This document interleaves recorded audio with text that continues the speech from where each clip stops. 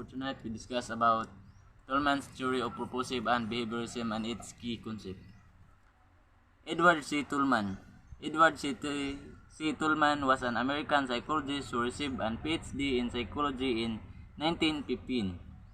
He had been trained in wound experimental psychology and also studied with Kurt Kofka, who was a founder of the new Gestalt psychology. While still a graduate student, Tolman has been significantly influenced by Watson's espousal of classical conditionings and the emerging model of behaviorism. Both Gestalt psychologists and behaviorists were highly critical of wound introspections, which Tolman soon abandoned. A major influence of Tolman was one of his teachers, E. B. Holt, a behaviorist who did not accept Watson's rejections of consciousness. Holt believed consciousness and their internal events, such as younger answers, could be experimentally related to observable physical events. He conceptualized some of these internal events as drives, thus anticipating later research in motivations, believed that one should study much larger behavioral units than Watson's SR units, larger units, and accomplish some purpose and some goals, such as hungry animals solving a problem to obtain food. Tolman studied animal learning in the laboratory using the Pavlov-Watson conditioning model. However, he soon became critical of Watson's behaviorisms and went on a form of new version, which we called purposive behaviorism. In this, we see the influence of his earlier study, Gestalt psychologists, and job formulations. Tolman maintained the behaviorist focus on objective experimentations, behavior, and stimulus conditions. Like other behaviorists, he reject the subjectivism of the structuralists and their focus on consciousness. He observed and the stimulus as did held that the purpose, also called a goal orientation. In the behavior of animals and humans, a point of which Watson strongly disagreed. Watson believed that to suggest purpose to imply consciousness and the rejection of consciousness is basic in Watson's model.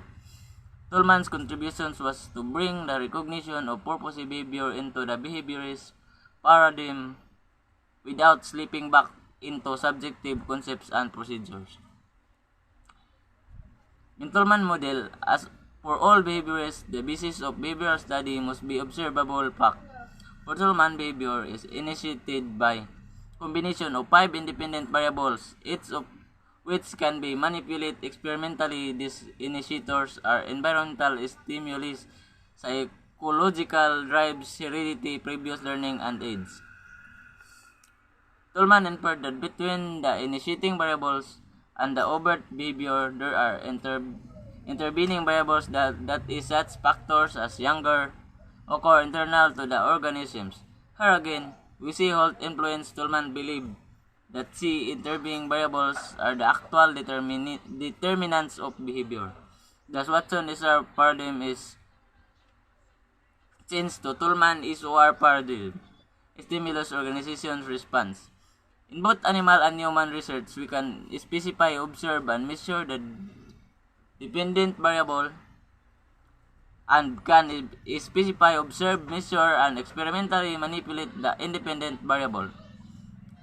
Although the intervening variables can be directly observed, we can operationally define them by trying them to observe dependent variables and to manipulate independent variables.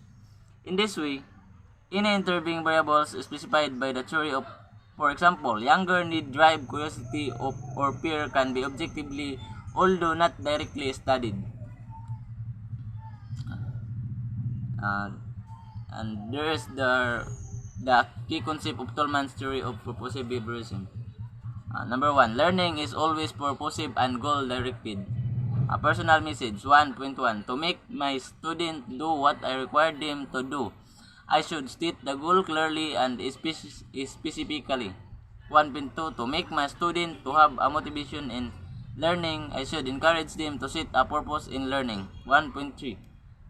I should taught them the essence of having a purpose in learning and the benefits it will bear in their learning process.